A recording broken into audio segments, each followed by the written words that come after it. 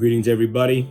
This is another episode of FCS Prep, the podcast. And today we are going to be talking about unconditional love. And so I'm just going to jump right into it. What is unconditional love? We always hear that word. Well, we don't always hear it. We hear the word love thrown around all the time, but never really with the unconditional part behind it. So my definition of unconditional love is when you care about someone, when you love somebody, it doesn't have to be intimate, and you love them to the point where no matter what they do, your feelings for them does not change. No matter what mistakes they make, no matter how bad they fall, no matter how bad they slip, you still care about them and you still love them and you're still looking out for their best interest. To me, that is what unconditional love means. I really derive that definition, to be honest, from my relationship with God. If my voice sounds a little raspy, I'm kind of getting over a cold, so just bear with me. My definition of unconditional love comes from God.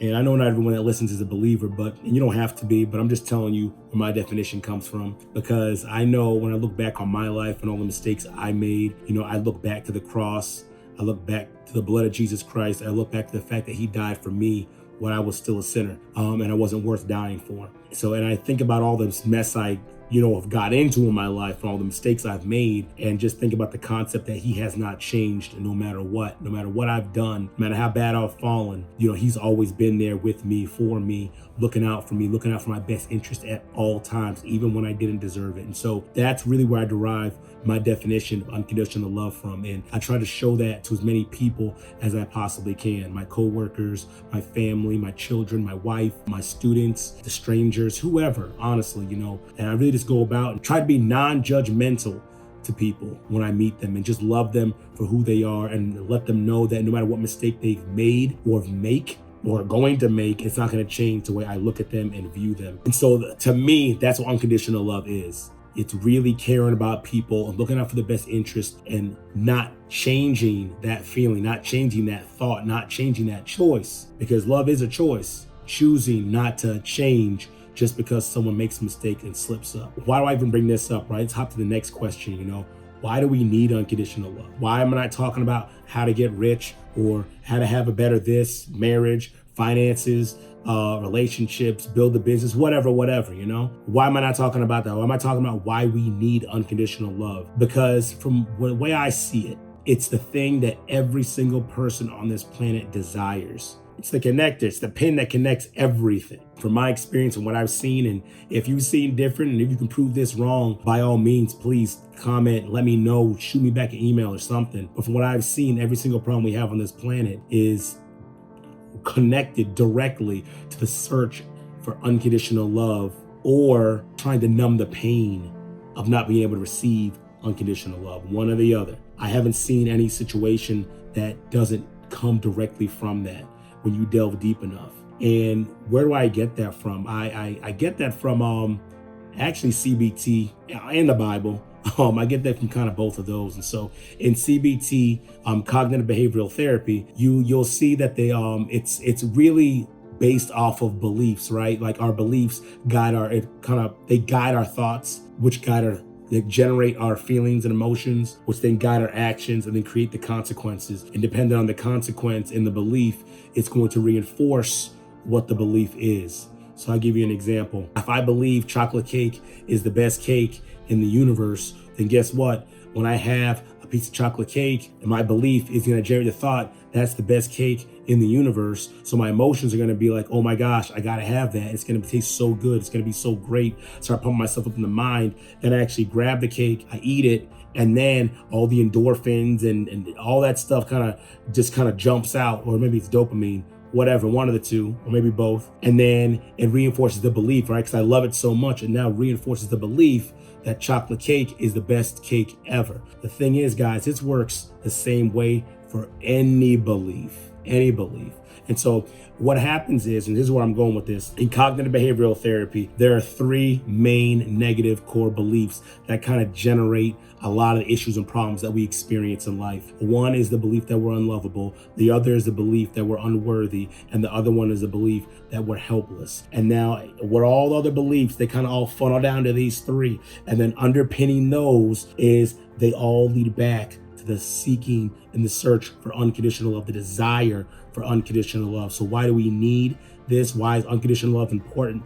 Because when we don't have it, problems arise. Because if we don't have it, we're going to try and seek it. We're going to try to look and find unconditional love. We're going to try to earn unconditional love. We're going to try to prove that we're lovable, prove that we're worthy, either prove that we're not helpless or embody that belief and become a complete and total victim, blaming the world for all our problems, blaming everybody in our life for our problems, and giving all of our power away. This is actually leads to the next question, what happens when we don't have unconditional love? And if you see me looking down, because I have some of the questions right here, but what happens when we don't have it? These negative beliefs come into play. Now, I want you to imagine this. Imagine that you have a belief, right? I told you about the chocolate cake and that belief. Now, what about if you believe you're unlovable? Are you ever going to receive love from someone? Are you going to start sabotaging relationships?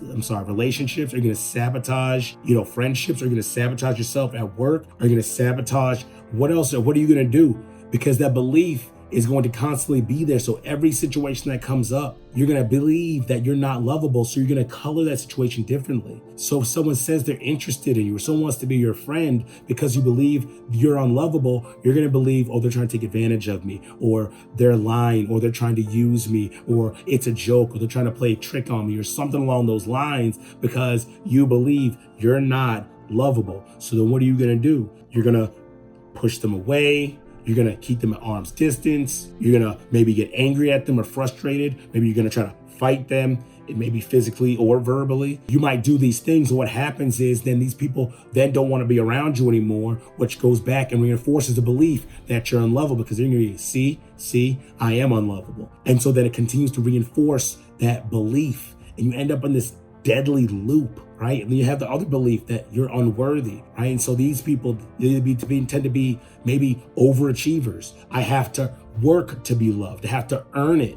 I have to earn my love. Once I get to the top spot, once I achieve the highest honors, once I make the most money, once I have the baddest wife or the most handsome husband, once I get here, there, once I achieve this, once I have the house, the car, the body, all these things, once I have that, then I'll be worthy of love. And it's so sad that people live a life like this. And that we've heard it 100 times, 1,000 times, that people are on top that say, all that I have, all the wealth, all the opportunities, all the connections, I still feel empty. I'm not worthy of the unconditional love. And so sad, because a lot of people like that end up taking their lives. And then I'll get to the concept of the conditional love. I'm going to touch on that in a second. All right. And then, of course, you got those who feel that they're helpless. They feel they have no power, that life just happens to them. They have to wait for someone to take them out of their predicament. Right. A lot of times people in these situations always sit kind of in the mully grubs. They always blame everybody else. Oh, my mom, my dad, the system, the white man, the black man, the Chinese man, to this person, to that person, the systemic this, and da-da-da-da-da. And it goes down. It's just this rabbit hole of, I can't do anything because I am a victim. I am weak. I am powerless. That's what that belief embodies. So any type of situation that comes your way, you're not going to see the opportunities that come your way. All you're going to find out, all you're going to think about is how things are not going to work, how life is just unfair, how all the worst things just happen to you. And that's what happens when you have that victim mentality. That's what happens when you have that helpless belief. And so what does unconditional love have to do with all of these? Because all of these is an endeavor. All these negative beliefs are endeavors, right? Because in these, we are actually doing something. We're trying to seek after the unconditional love. It just, here's the problem though. As we seek after it, it would forever eludes us. Because here's a secret to unconditional love. You cannot earn it. You cannot force someone to give it to you. There's no amount of money you can pay for it. There's no amount of sex you can give up for it. There's no amount of property you can secure or give away for it. There's nothing you can do. There's no accolades you can do. There's no victim mentality you can put on. No matter what you do, you cannot earn unconditional love. It is impossible. And see, all these endeavors that we do to seek after unconditional love actually goes completely and totally against the whole concept. And so what ends up happening is we don't seek after or get unconditional love. We end up seeking after and getting conditional love. And so now what is conditional love? Conditional love is a business contract. It's not even love. Conditional love is when one person says, I'll give you love if you do this. And then you can put in whatever you think this is. I can give you unconditional love if you give me sex, if you give me money, if you give me opportunity, if you achieve the highest honors in school, if you get to the highest rank in your business, if you take over the world, if you become president, if you blah, blah, blah, whatever,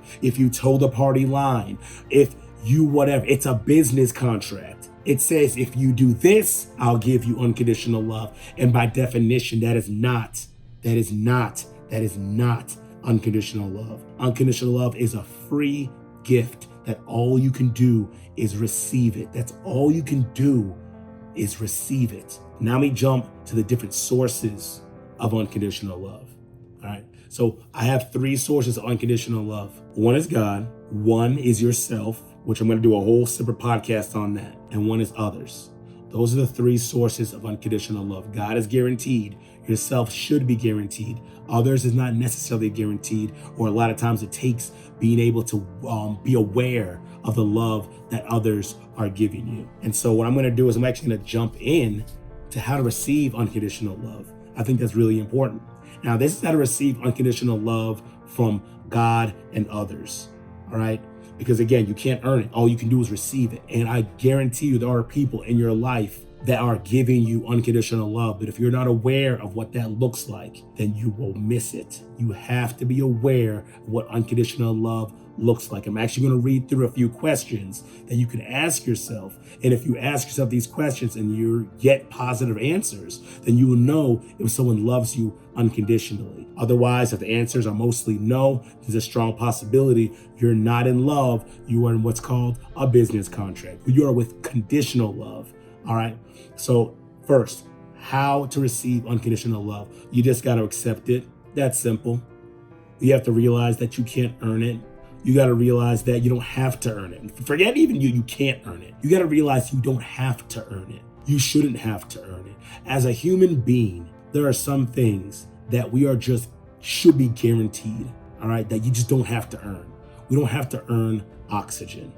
All right. That's one thing we're just guaranteed. We don't have to earn that. And to tell you the God honest truth, unconditional love is very similar to oxygen because we need them both. And without them, things go bad. All you got to do, you don't have to think about oxygen. You don't have to be worthy of oxygen. You don't have to work to get oxygen. You just breathe and then you get it, right? And it's the same thing for unconditional love. When it's there, you just have to breathe it in. Just breathe it in. Accept it. That's it. Just accept it. All right? Recognize what it looks like. And that's the next step. That's what we're going to be talking about. For one, realize that you can't earn it. It's free. It's a free gift. It's the best gift. It's the best gift you could ever get. It's the best gift you could ever give. No matter what your love language is, unconditional love is the 100% best gift you could ever give to somebody, especially in the world we live in today. All right, so I'm actually going to read some of these questions here. So let's go into it. How do you determine whether the love you're receiving is conditional or unconditional? Let's go with the first question. Question 1, has the person changed as a result of your behaviors? That could be God or the other person. Have they changed as a result of your behaviors, your actions towards them or others? If they change, if they stop messing with you and all that stuff, and they start looking at you different, they start talking about you different, it's a strong possibility that it's not unconditional love. It's a strong possibility that that's conditional love. Okay. And then let me also put this caveat in. Unconditional love does have healthy boundaries, and we'll get to that in another podcast, but just keep that in mind. All right. Because some people will say unconditional love can't exist in a relationship or in real life. But I beg to differ, because true unconditional love has boundaries, and those boundaries are not to keep the person that's giving it safe, it's to help the person who's receiving it. That's what that's for. So, like I said, I have a whole other podcast for that, so y'all stay tuned. But let's go ahead and get to the next question. Does the person seek your best interest? Do they seek your best interest? Not because they get something in return, but simply because it's best for you. Answer that question. If the person's always seeking your best interest, not seeking anything in return, there's a strong possibility that's unconditional love. If they only seek your best interest because it interests them, because it helps them in some type of way, and that's their primary thing, the primary focus is not you, it's I'm going to help you so I can help me, then chances are you're in a business contract. That's conditional love. All right? So that's another one. Okay. Let's look at this one. What kind of support do they give you when you're down? All right? Do they disappear when stuff hits the fan? When your life is in shambles? When your marriage is on the rocks? When your kids are acting up? When you just got fired? When you just lost all your money? When the stock market tanked? When your business flopped? Where were they? Did they call you? Did they text you? Did they email you? Were they there with you? Did they cry with you? Did they support you? What did that support look like at your lowest point? If you could answer, yeah, they were there, they called, they talked, they helped, they lifted me up, they inspired me, they sent me videos, they sent me messages, they were there for me. Sometimes they just sat with me. There's a strong possibility that's unconditional love that they were showing you. If not, if the answer is nah, man, I was there by myself, I lost my loved one, then lost my mom, lost my dad, lost my whoever, and there I was by myself. All the people there said they were down for me disappeared. I ended up going to jail. I didn't see no one, didn't hear nobody at all. No one sent me no money. No one filled up my put money on my card or whatever. There's a strong possibility that that's not unconditional love. It's a strong possibility you've realized and recognized a business contract in your life. So what were your interactions like while they were being treated poorly? All right. So let's say this person, it says they love you unconditionally. What are the interactions like while they're being treated poorly or afterwards? Is it after one bad incident, it's over, it's done, they don't want anything to do with you, they leave, they walk away, they never come back? And of course, well, I'll leave it at that. What does that look like? And this, think about like a marriage, for example, okay? A marriage. Sometimes you get into knockdown, drag out fights, arguments, you say some pretty egregious things. What does that look like afterwards? Do they leave? Do they abandon their wedding vows? Do they hop into someone else's bed?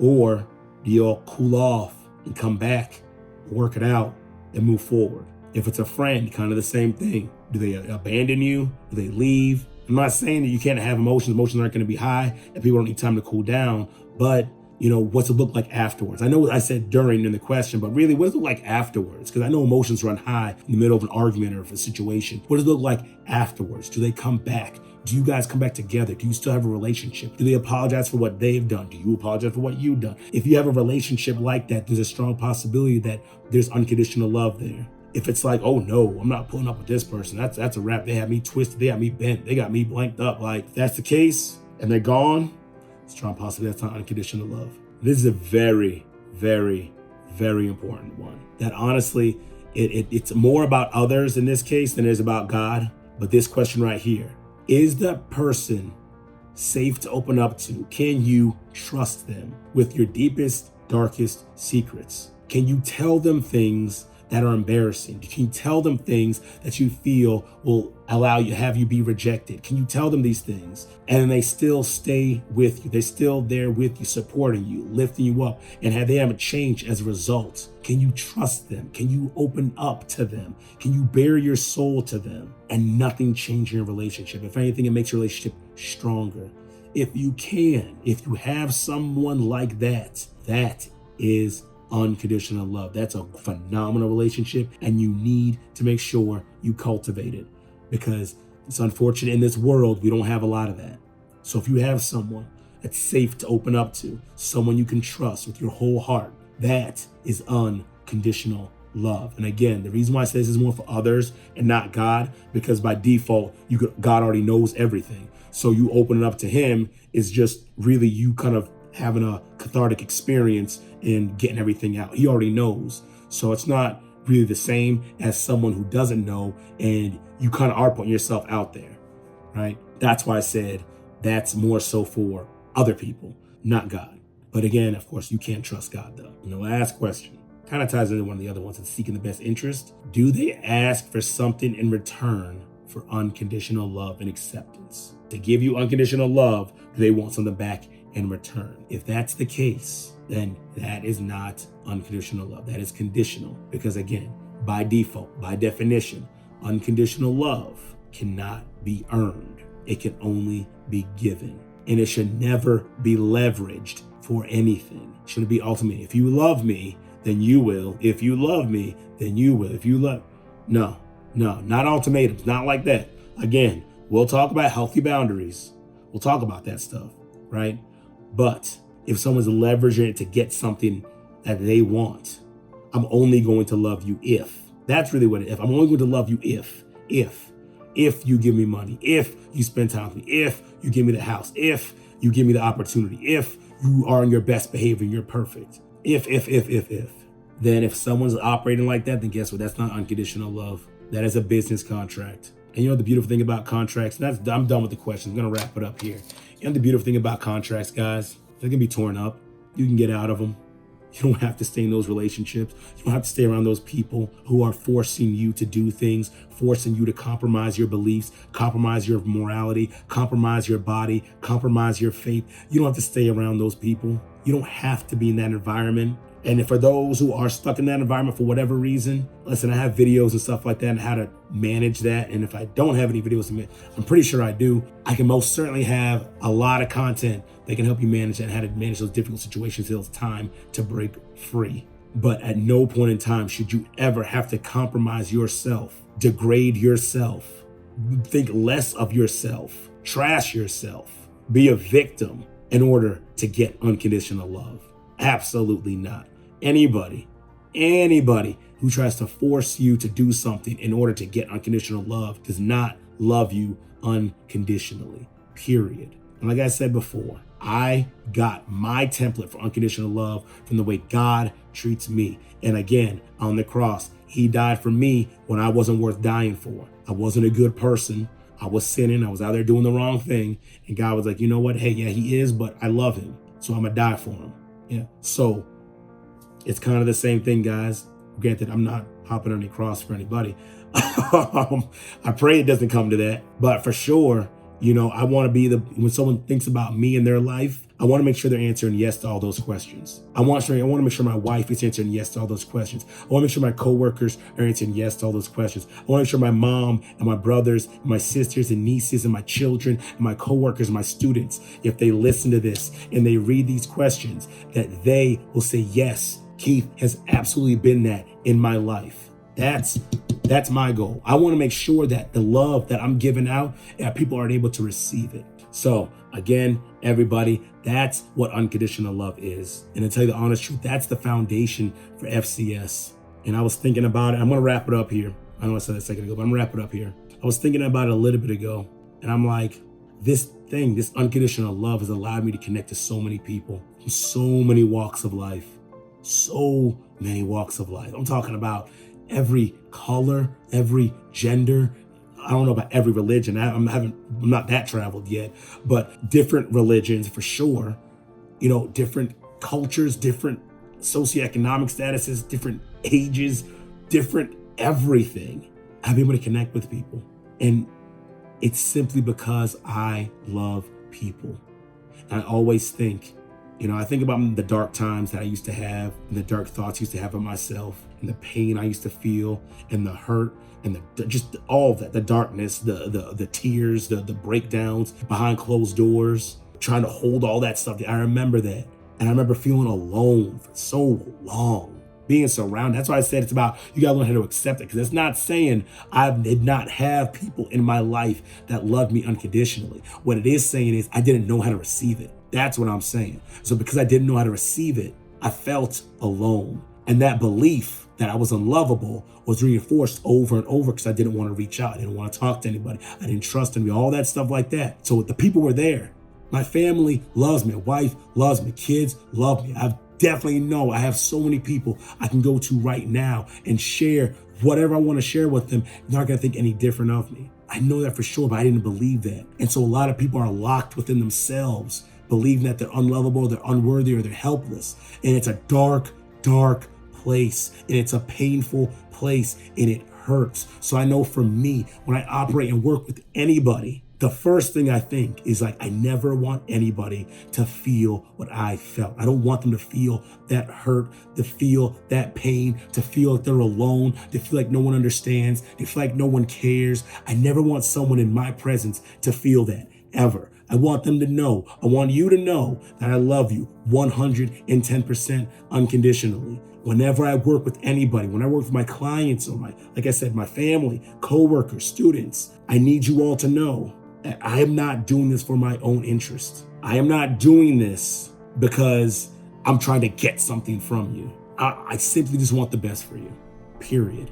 Whether anything good happens to me or not, I just want the best for you. And that, like I said, for me, that's unconditional love. That's a big part of it. I want people to know that I care about them 100%, unconditionally. I don't want anything from you. I love you guys 110%. So guys, that is unconditional love. That's me. I know I was a little rant on the side, but that's me. I love you guys. And I really want this message of unconditional love to take off, because I truly believe that if we can get a handle on this, not only will we be able to change our beliefs and remove the belief of being unlovable, the belief of being unworthy, the belief of being helpless. We'll be able to change that, but we'll also be able to empower people and give them control back over their lives. And I think a big part of it comes with self-love, which again, I'll get in the next podcast. But for now, guys, learn to accept the unconditional love that you have in your life. Make use of those resources. Make use of your families. Make use of your friends and your loved ones. Make use of it. I just learned to accept it. You don't have to be perfect. We'll never be perfect. You don't have to be perfect. You don't have to have it all together. Recognize that there are people that love you 100% just for who you are. So y'all take care. I love you guys. Remember, FCS Prep is real change right now. Y'all take care. Have an awesome, great, and blessed day. Bye.